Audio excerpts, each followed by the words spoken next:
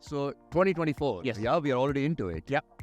There's a lot of volatility. There's a lot of excitement as well. Climate change, AI, geopolitics, all of those are the topics we've been discussing. From a Japanese leader's perspective point of view, how do you think and what advice will you give them about 2024?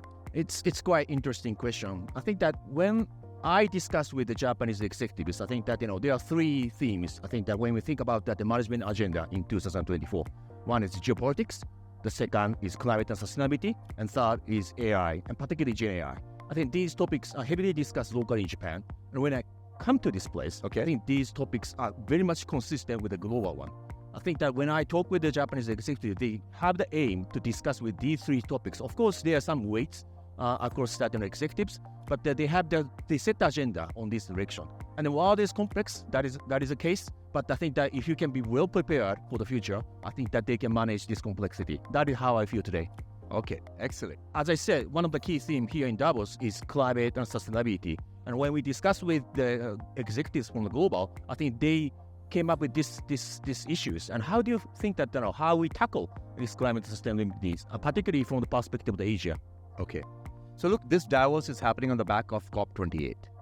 And I feel in general, we made quite a lot of progress in COP28. So the bias in this Davos was more about making action happen on top of COP28. So I attended 3 specific sessions and I quickly touch upon those. Yeah. One was about just energy transition in the ASEAN nations. Another one was on net zero value chain in China. And the third one was adaptation and resilience and using technology for that. And in all 3 of those sessions, I walked away feeling that we genuinely making progress. And I contrast that with last year's Davos. I think, why am I saying that?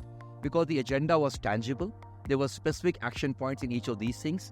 And there was alignment across the room. So a lot of pre-work had been done coming into this session. So for example, just energy transition in ASEAN nations. So we had Indonesian CEOs, Malaysian, Filipinos, all of them talking about, and Singaporeans, how a common vision statement of just energy transition. They also talked about what is the financing gap.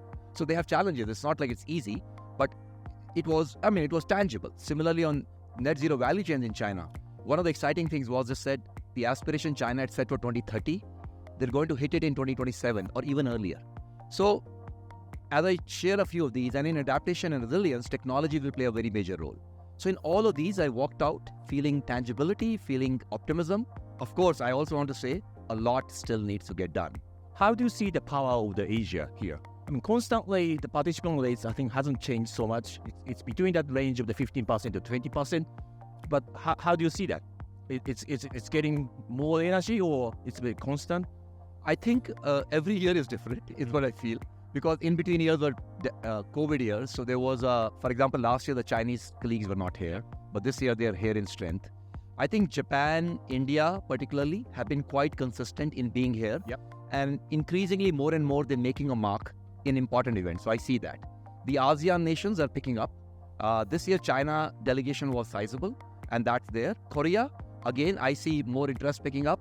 And I see more recently Australian execs also starting to come. So look, the numbers may not be increasing, but I think I see them more there in important discussions and shaping the dialogue. Great. So Sasaki-san, we're going to try something different. Yes. I'm going to ask you a few rapid fire questions. Yes. I've thought about them and let's see if it's fun. Okay. One word to describe the business culture in Japan. Today, stability. Tokyo or Kyoto for a business retreat? I know that's hard. That's hard, but it can be both. I think that, it depends on the weather. It depends on the season. Okay, book or a podcast recommendation for business leaders? That's also can be both. I prefer the book. Innovator you admire the most? Mohandas Gandhi. I really respect him. He really changed your country, India. He really changed society. And I always admire what he has done. One technology that will revolutionize the future? Of course, AI. Particularly GenAI. I think we talk a lot about that power. Of course, we have to think about that. What will be the governance, responsibility AI? But the future is there. One advice for young leaders or entrepreneurs?